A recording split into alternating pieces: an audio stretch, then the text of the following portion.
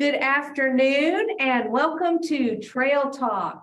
We are so glad you could join us today here at the Chisholm Trail Heritage Center in Duncan, Oklahoma. We're live and this is my very special guest today, Clay Cole. Clay, thank you. Thank you so much for agreeing to be on here. So Clay has been spending, how much time did you spend on this project, Clay? Collectively, it's hours, days, probably goes into weeks, but just a little bit of time each. When I get time, I'll work on it. When I can get help, I'll work on it. But it's hard to keep track, but it's a lot of hours devoted to getting this done. And Well, it's not done either. Right, It's a work in progress. you kind of have a hard deadline. I mean, you have to have so much done before you could put this thing out this season, I guess. As they say, Christmas is coming. It doesn't seem like it in August when the temperature is 105 and you're trying to work on a Christmas display or nativity display. Right. And just time just evaporates, seems like it, because nobody's really interested in helping. Oh, we've got plenty of time. It's very deceiving. It is. Well, as you can see, we're going to be talking about the First United Methodist Church Nativity Transformation. Yeah. I thought that was a great title for this because it is in the process of being transformed. And I'm just going to start off with this first picture. This is a great photograph that Clay brought for us to be able to see. This is from 1964. Is that right? Yes, that was Christy King down at the Heritage or the Genealogy Library. Found this and we took a picture of the picture, and of course it's black and white, and that's the nativity scene that we have on display at First United Methodist Church, and it has the same figures except for the angel. There's no angel in this picture, but all the rest of the figures are at least 80% of what we've got now. Wow. And so the garments, the substructure, we've got a different manger, physical manger, but all the rest of the figures are the same ones that are we're working on now. And so that gives you an idea. I don't know if this was where they were brand new. This is the very first time that they were photographed or used, but we don't know when they were brand new. But in 1964, when this photograph was dated, we know that they're at least 60, 70 years old. Right. So I'm intrigued by the size of that arbor they built over for the stable. That is huge. Yes. Because these are life size, aren't they? Are they? Yeah, they're very close to life. Very close to life size figures. And that arbor is huge. Yeah, I think, this nativity scene was in the possession of Halliburton Research and Development. And this is the old administration building. Yeah, the one on Bodar. The one on Bodar. Do you know which side of the building this is on? The facing Bodar. So on the south side of that building there. And you can tell there's like a big tall wood thing right back there. That's background, and that is that served the whole and like a mural? Was it painted like a mural? Yeah, and it came in pieces and they bolted it together. Oh my goodness. And they had a semi-trailer truck bring it out, and they used the bucket trucks to erect it. Wow. Yeah. So this is a very substantial nativity scene. Yes, it has to be substantial if it lasted for that long. Well, exactly. So exactly. That's what we're trying to do with this, working on it and rejuvenating it is that it really serves three purposes. First of all, these characters are a work of art. Each one is an individual sculpture, and there's 23 different characters. You count the lambs, we've got 7 lambs. I don't know if we can only see 3, but we've got 7. Right. And we've got 4 shepherds, we've got 2 wise men, 3 wise men, 2 camels, Mary and Joseph, and now we've got an angel that sits. And I see a donkey, a little donkey right there. That, I don't know about him. Now, we Do do you have have a a donkey, but he's standing up. Oh, so maybe we have a different donkey now. Something happened. Uh-huh. But now we have an angel. That's Right up here. up above the Holy Family there. So this nativity belonged to Halliburton. You know that, At the present time, it that does. part. Yeah. Oh, we even have- now it belongs to Halliburton? Yes. No, I'm sorry. No. Okay. Let's no. back up.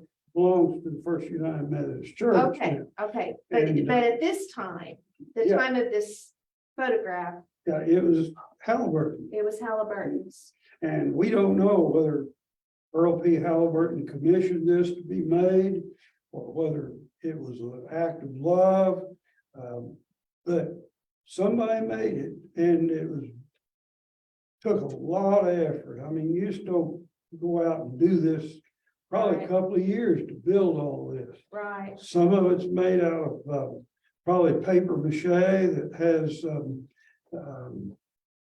coating of fiberglass over that. And then many coats of paint over that. And we found during the renovation that fiberglass, you usually drill a hole through fiberglass. But I tried to drill a hole, put screws through fiberglass, it just shattered. So, okay, I've got to drill some other way, right, drill a little hole and get bigger and bigger and bigger. gradual yeah. process. So everything wasn't as easy as we had first thought it might be. Mhm. And that's at every phase of this renovation. Mhm. But And so you believe that the garments that they're wearing are the same, I can't tell because it's black black and and white, white? but the shape of the garments are the same. Okay. So I mean, that's all. honestly, the fabric, it seems like being weathered. That it's possibly those were replaced. I'm thinking of like clues for people who might see this, or you might have heard a story about this. If you know someone who made clothes for this, you know what I'm saying? Yeah. I mean, because Clay is very seriously I urge looking. anyone to know, has a clue as to what the origin of this nativity display, who ended up in possession of it, why did it change hands? Probably the reason that Halliburton gave it up is that there's a lot of maintenance. They pay these people by the hour, so they have to pull them off some other job to work on the manger display. Right. And they just didn't want to do that Yeah. anymore. It became cost prohibitive for them to keep on doing it. And my understanding was that it went to the city of Duncan. And Duncan displayed it at Fuquay Park for so many years. I don't know, 3 or 4 maybe. And then it got to be very vague as to what happened. But the First United Methodist Church ended up with this nativity display, and we have it today. So that's Right. much of the history, but anyone that knows how this all happened, the sequence of events, let Edie know, or let. Right, put a comment in the comments of a way that we could reach you, so we could get down to the bottom of this. This is I'm loving this part of this interview, that there's this history that we're attempting to salvage. We want to know and be able to share that. Yeah, this is a historic display. Mhm. And I told Edie earlier that much like the old courthouse that we had in Duncan, the courthouse for Stevens County. This display has been with us for all these years. It's part of our heritage. That's the reason why I'm working on it. One of the reasons is that it's gonna preserve this for other generations to come and let them enjoy it just as we did. And it's important, I think, as they enjoy it, to understand the history, where it came from. And that's one of the things that Edie and I were discussing. Where did this come from? It didn't just plop down. So it would be a very interesting story as we think about it, to know those things. So Clay, are you from Duncan? No, I No. grew up in Oklahoma City. Okay. I went to Northwest Classen. I went to UCO, which was Central State. Right. I remember I that. graduated with a degree in chemistry, went to work for Halliburton in 1964, the same year that this photograph behind me was dated. And I became chemical engineer for Halliburton for 40 years. And after I retired from Halliburton, I began to go back to my first interest, and that's in art. And these figures, if you think about it as a sculpture or as a piece of art, each one has an individuality to them that you didn't just put a garment on. You read, what did the people wear? What would intellectual people from the East wear when they were going to visit the Christ child, who was going to be the future king of the world? What would they wear? What would their garments look like? What type of mobility? What did the camels look like? And it's a history lesson that demands research to put the right colors, the right dress, and the right attitude on the face of these people. So you don't just stab at it, but we're trying to get it as accurate as we can historically. Right. Well, I mean, the investment will be clearly worth it. Now, this is what we have today. Well, not exactly. Right. I'll explain. The reason that we really got into researching and remodeling this whole display, last year about March, we had a terrible windstorm. I mean, it was like 50 miles an hour, gusting even higher than that. And so what we show here, this angel was sitting on top of this manger, and all that blew over, and it landed on top of her, and it blew a lot of these figures over.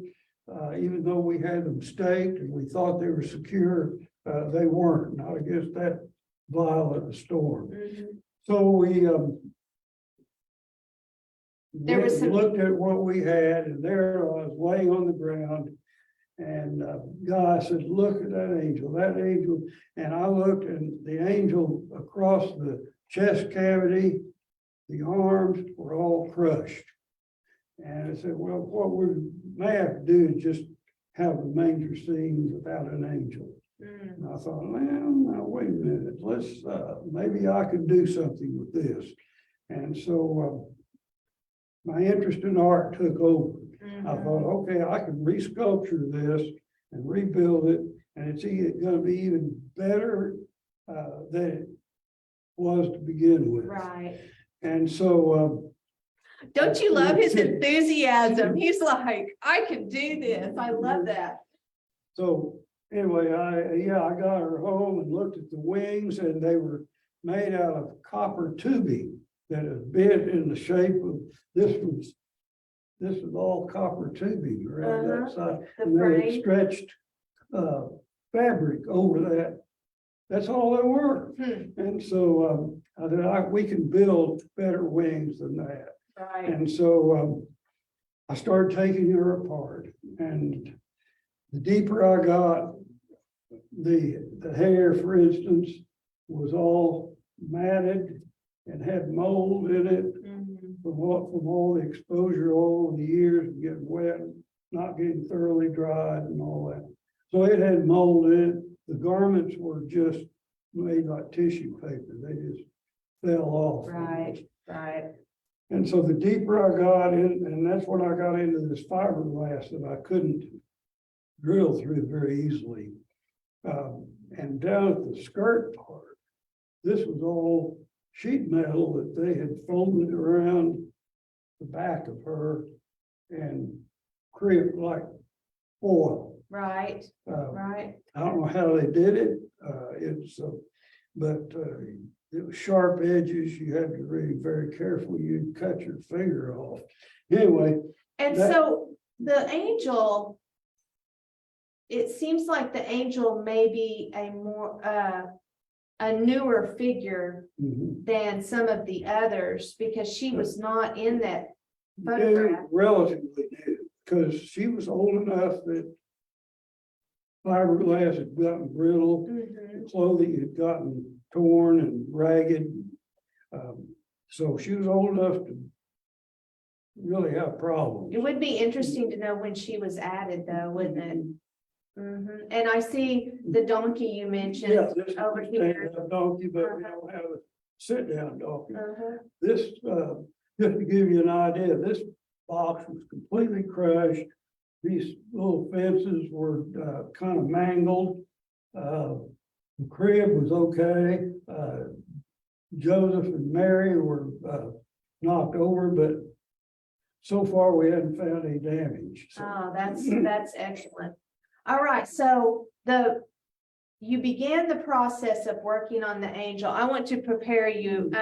These next few photographs might seem kind of weird and scary at first. But this is the process that you went through we're to. performing an autopsy on this That's lady kind of what it looks like, and I'm not even kidding. because Okay, here you go. this is the angel and this is the breakage across the chest cavity. Oh, It was completely broken nearly in two. So we had a body or a lower body and then the upper body. And the challenge was, how am I going to get this back together? And we even talked about buying a new mannequin and putting clothing on it and starting from scratch. Oh, I want to clarify something. When did you say that storm blew through? 2021, Okay, that was last winter. last winter? Mhm. Okay, all right, while the nativity was set up. Okay. Yeah. Okay, It was, and I remember, I mean, it was just howling winds. uh-huh, So to get this together and to stay in one piece, we had to, first of all, I rigged up a cable to uh-huh, hold her together. kind of And, stabilizer. To keep this from coming apart. And Right. so I drill these holes and put dowel pins. That dowel pin goes clear over to the other shoulder. Okay, And when I got that pushed in there, then we could go to the next step. And I put rigid styrofoam. oh, like that Yeah, foam. yeah, that you get it in a uh-huh, can. can, uh-huh. I used, I think, about 4 cans of rigid foam are inside this chest Just cavity. Yeah, stabilize Yeah, and yeah. fill that all in. yeah. Once it gets hard and set, it's pretty rigid. Uh-huh, So then I sawed that dowel pin off and resurfaced it with stucco. There's a stucco patch, and this is a little off the subject, but if you hadn't used stucco patch, it will stick to everything. I've got trials that I didn't completely clean. uh-huh, Now I can't get that stuff off. It's interesting. yeah, stucco patch. And that's when I covered this. And then we looked at the hair Yeah, that hair And is that clear hair brown. is, all that was hot glued or some kind of glue. And we used a hair dryer to get that very, very hot, and then we could peel it off. And Wow. I think we got a picture of her being bald headed, but that's. Yeah, there, oh, here's where you cut those off and fill Yeah. those holes in. Yeah. We sanded them off level, Uh-huh, and this is all the chest cavity. And that's what happens, to that styrofoam, or that yeah, fiberglass. when it just tries to break very easily. Huh. And so, just so people know, what is it that is the frame underneath that fiberglass? Well, that's an on her? interesting question. It's some sort of stuff like you would find in a teddy bear. It's like fibrous straw or something. It's not straw, but it's fibrous filling of some Huh. kind. And then they went with fiberglass on the outside of that. And you can say they weren't too careful with it.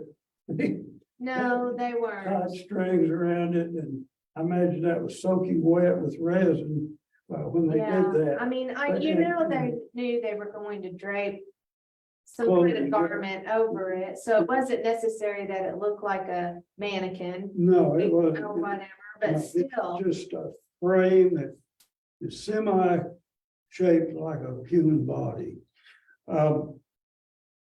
Hmm. So so would underneath you, all that, there's a piece of steel that goes from the very top of her shoulders in the back of her that runs down to about the waist. And in that channel iron, there's a piece of 2x4. And that 2x4, we screwed cross pieces on different levels, and that will support the shoulders from here to the channel iron. Is that going that way? Right. This is cross piece, and underneath that is 2x4, and then mostly fiberglass and whatever they could find to give it shape. so would you say this was done by an amateur person? Or do you Well, think it's a professional grade they didn't hire a sculpture? company to do it. They, the person that did that, I'd hate to classify them as an amateur in a way, because they have to have a certain knowledge of resins, certain Okay, right. knowledge of Right, fiberglass and what grade of fiberglass, how thick the fiberglass is. And I would say they knew what they were doing, but they were probably donating their time and donating material and doing the best they could with, right, you know, with with what they, time what that they they had. had and yeah, resources that they had. right. Would you guess, well, there's no way to know if it was made locally or purchased and shipped here or whatever. Interesting. My feeling is, okay, this is her, after we got through, all of this was sanded off, Uh-huh. the, Because that's one thing you can do with that foam is you can cut it and sand it yeah. and it's, Then we went over the foam with the, stucco. uh, This is all stucco until you can tell the difference in the texture up here. Eve sanded the face even more than I did, but this is stucco, then a coat of outside house paint. exterior paint. Mhm. Okay, that was smart. You put exterior. Yeah. So, So, you said Eve. So Eve Cornejo is called in mhm. because you guys, I don't know If if you you know Eve, if but you haven't seen the Eve Cornejo Trail Talk, you need to look that up. She is a very talented artist she has that the ability to paint faces with near perfection. yeah, she's a portrait artist. Yes. And I knew how good she was, and I thought, and I telling you, I tried to paint the face. It looked very harsh. It didn't look angelic at all. It looked like a girl, but it was not the sweet the face of an angel. Mhm. And I told Eve that, and I said, "Can you think you can do anything for that?"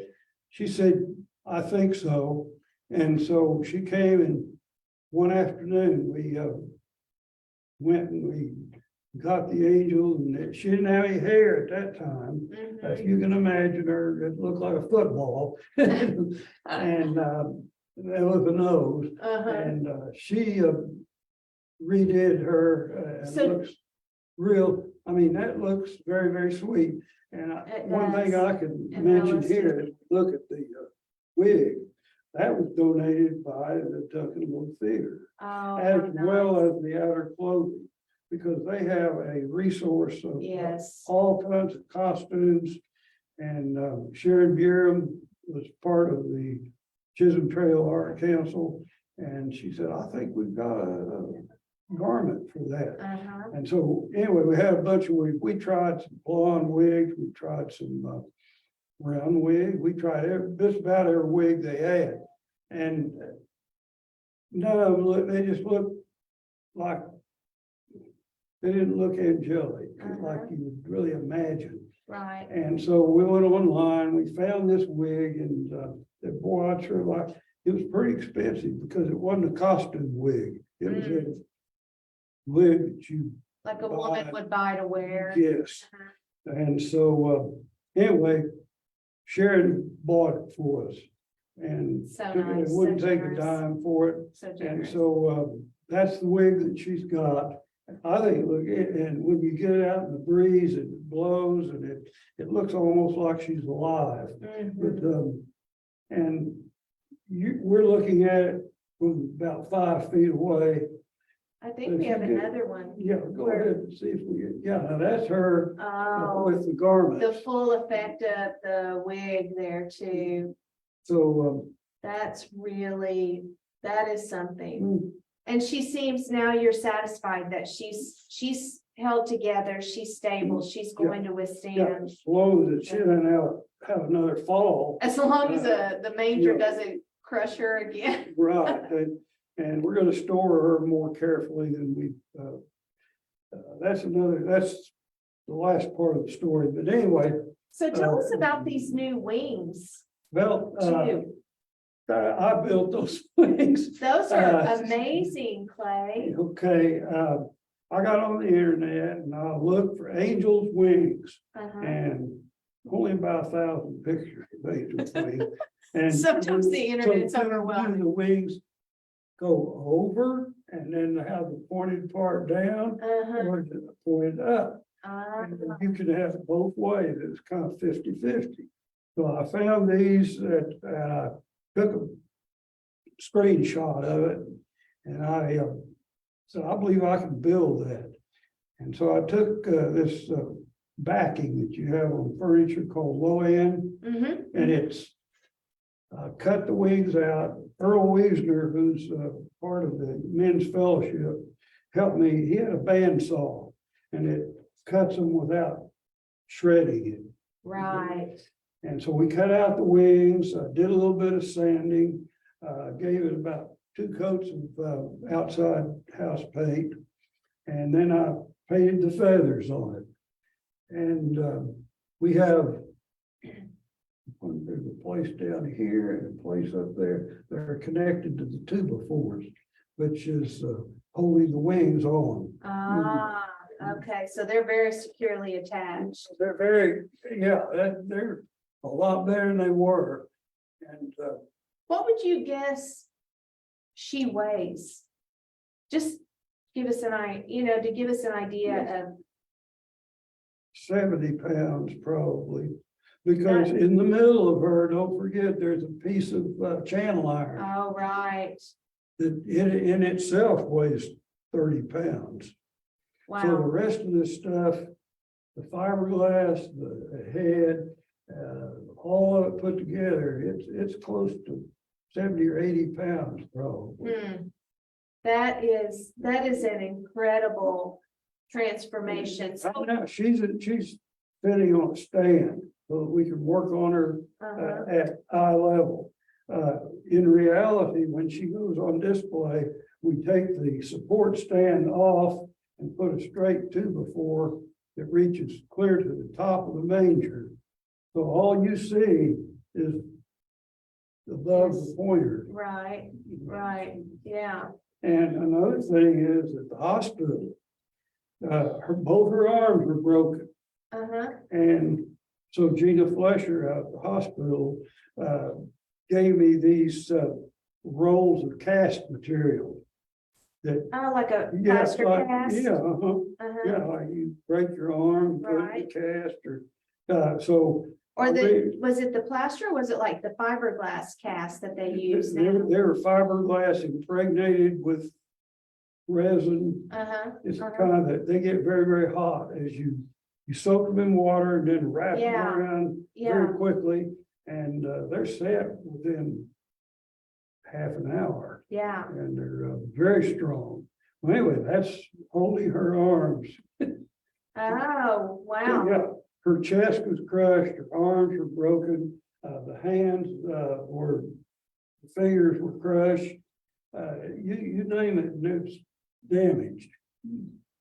wow. She is an incredible transformation. So what you've done to her, is this something you want to do for all of the? Eventually, we're gonna take the most needy ones and work on them first, of course. And, we just have to see. I hope that some of those that we take apart are in more damage than superficially. Right, But, right. yeah, if they're, like, we, noticed one of the shepherds had broken legs. We didn't know that at the outset. But, once we, get into it, we'll do what we need to do to get them to where they, will stand up. And, Gina said she would, help us with new garments. Mhm. A lot of them were just faded. Some of them, shepherds, probably a gunny sack or something would be typical of what they might Right, wear. It right. wouldn't be too elaborate. But the wise men, on the other hand, some of them wore, purple and reds and blues that have definitely faded. And we, Gina, I'll give her credit. We repainted the camels, by the way. Well, I Yeah, thought, I because was going to say, Yeah, they're these camels, black in purely this black. picture. and my thought was, hey, I've never seen a black, dark brown camel. Right, And so, dark we brown. got color charts, and we went over the color of the camels and were supposed to be, and we ended up with camels that Yeah. are, yeah, we painted the camel. Yeah. So he's already. Yeah, that seems more in line with what, I mean, what do we know? Gina helped with these jewels that are on the harness Uh-huh, and all around the blankets. She had put new fringe on, and she put new eyeballs on some of the little lambs. And it was just a tremendous effort. Well, a lot of different people were involved. And mhm. some of them weren't artists. I mean, and I'm sure, I'm not saying this as derogatory, that Sharon would never classify herself as an artist, but she got deeply involved in this and was extremely helpful. Mhm. And the same way with Gina Flesher, didn't classify herself as an artist, but without her, we couldn't have gotten it. She is a seamstress. by Oh, the yes, way. she is. She definitely is, yeah. That's one I know. So let's look at this. Okay, This is what a we ended up with. recent picture, right? Yes, this is just this year. Okay, and I mean, so just this year, the things that you restored or updated are the angel. We'll start with the angel. We Uh-huh. talked about her. These little fences were all torn up. Mm, We redid them. We took the crib apart. A lot of these cross sections were rotted, and so we just rebuilt it nearly. mhm. And so the next thing we repainted the camels, and Gina had new fringe, new jewels around the neck and the harness of these camels. Uh-huh. The lights were smashed. So all these lights were LED now. Oh, that's They're better. brighter, they're whiter, Uh-huh. and they're less current. So, this guy is the one that didn't have his legs, or he didn't have any legs. So so were his legs like weight bearing? No, before? he didn't, No? they're just, that robe is hanging down, and there's, a board going up that way, but it's broken. Oh, okay. We had to pound a new board into the ground and screw that into the existing one. Uh-huh. So basically, he's just hanging there, looks like he's standing, but Right. he's not. Right. He's just, Well, that's some theater magic, right? I mean, there's always things in the theater that, are not exactly as they appear. So you can always, you can do those and things. so, and we repainted the lambs and put on the bottom of their feet, I put, this flex seal. Oh, yeah. And to keep them from absorbing water from the ground, and so they'll last a lot longer. And we're gonna do that with, has flex seal on the bottom of it. Oh, And uh-huh. so we're gonna try and do that on all these figures. He'll be first this is another deal. We want to thank, Javier down at the Stevens County Jail, because he got the inmates to help us. These camels weigh probably about 300 pounds apiece. Oh, my goodness. Yeah. 300 pounds. They are all there, I guarantee you. I don't know what, they've got steel in the legs, I know that. Uh-huh. So each leg is a steel, and it goes. And are they one solid piece? The leg? No, the whole camel. Is Yeah. it a one piece Yeah. thing? There's nothing putting together. None of these are, I guess. No, They're all just, entities, separate, in themselves. So,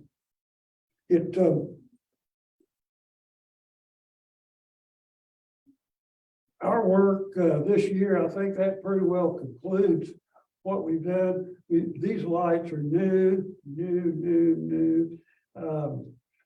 Since this picture was made, I, got very enterprising and decided that angel needed a halo.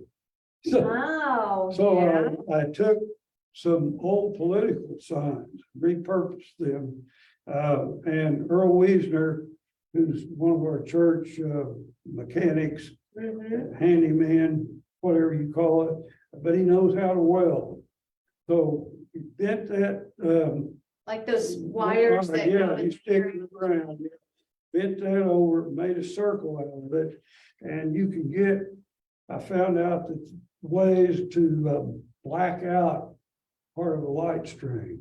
There's little caps that you can buy that go right over the light, and the LEDs are not hot enough to make really any difference. So we put these caps on top of some of them, so all that's lit is just a circle around there, and you don't even see at night.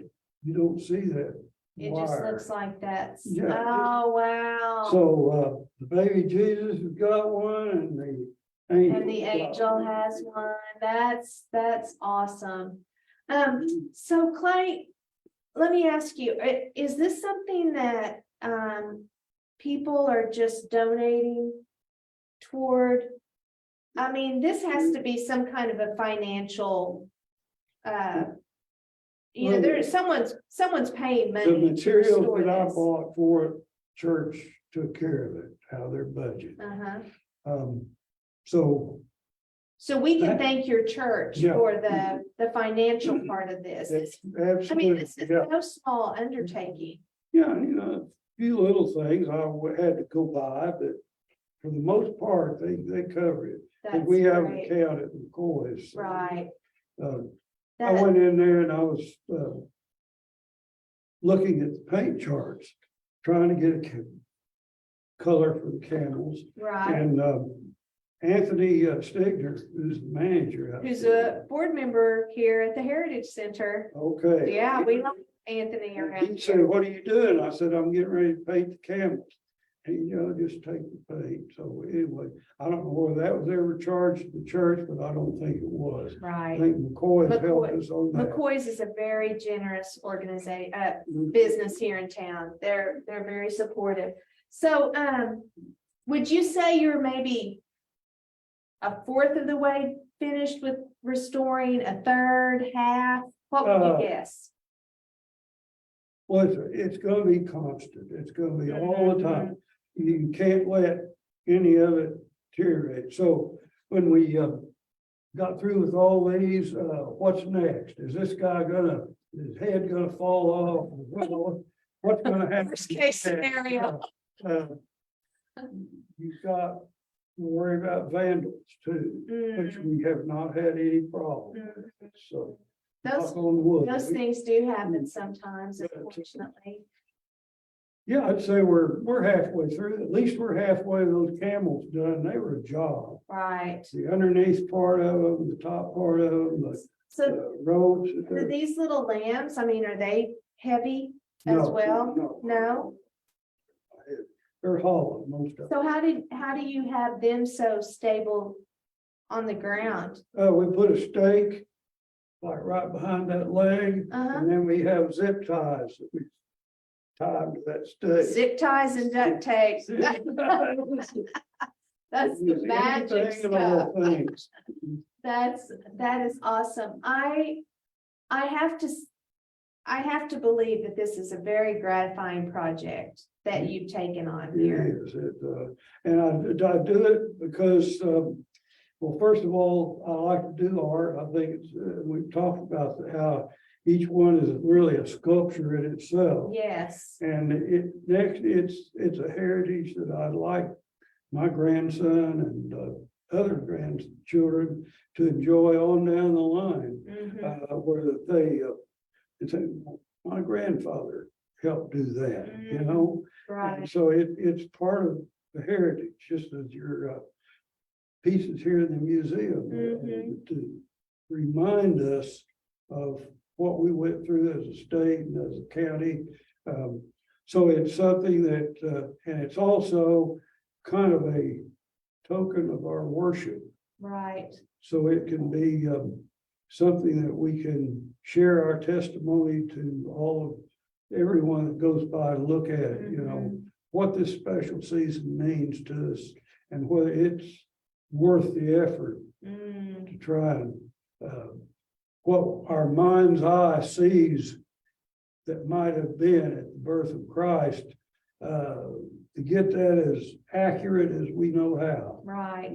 Well, this team of people that you have been able to get to rally with you behind this project. I mean, I think our community as a whole would probably all say thank you, because this is a drive-by. This is an annual drive-by. Families drive over just to come and see your nativity. It's just big and beautiful, and it does cause you to stop and consider why is this season here. You've had a lot of people say those same words. It means a lot to them. And yeah, it's not, we don't have 100,000 lights and wrapped around trees and all that. And those kind of things are things that make us happy in a happy season. But this has a different objective, and that is to remind us of the reality of the birth of Christ. Right. And to keep that foremost in the minds for years to come. Yes, for sure. So it is part of our heritage. Well, I am so grateful to you for you're an artist by nature. I'm obviously an accomplished artist. If you haven't seen Clay's work, we used to have a piece here that hung up for years. I think we moved it, or if I'm not mistaken, I'm thinking of it being in one specific location in the gallery, but I think we put it in, yeah, we moved it to a different location, is what I meant. But at any rate, I love it that you saw this and didn't see it as overwhelming, but as something to just take on and tackle one step at a time. Like most artists I've talked to on here, you saw a challenge and you're willing to rise to the occasion and use what you know to and maybe learn something new along the way. Well, it's my art project. There you go. Your opus. Yeah, This is Clay's opus. I'll enter that in the holiday art show. Oh, right? Oh my goodness. Can you imagine? Yeah. But I just thank you. Thank you for doing all of this work, and thank you for continuing and to see that this is not going to be an ongoing commitment, that someone is going to need to come along behind you and take up that same torch and keep this going for years to come. I in turn thank you to make this available to the public and let them find out a little bit more history about as they drive by, which they hopefully they will Right. the next day or two, know what they're looking at and say, hey, I heard about that.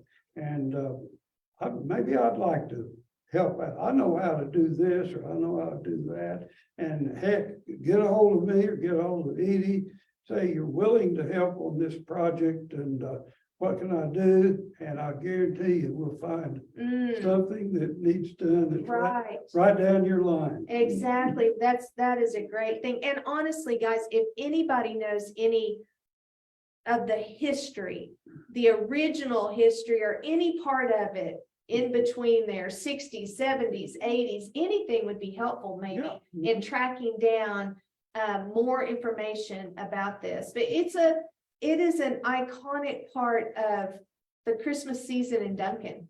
I mean, it's been a part of this place since the 60s at the very, that's the earliest that we could track it back. One of the reasons it's important. Right. Right. Well, this is great. It has been a wonderful episode of Trail Talk, and I hope you get a lot of help and some good information out of this for sure. Not to mention a lot of people just appreciating everything that you guys have done. It means a lot for our community. I bet we'll find out some things. I bet you will too. Well, we always say happy trails, and it's time to sign off. You ready? Yeah. All right. Well, we'll look at the camera and tell them Happy happy trails. trails.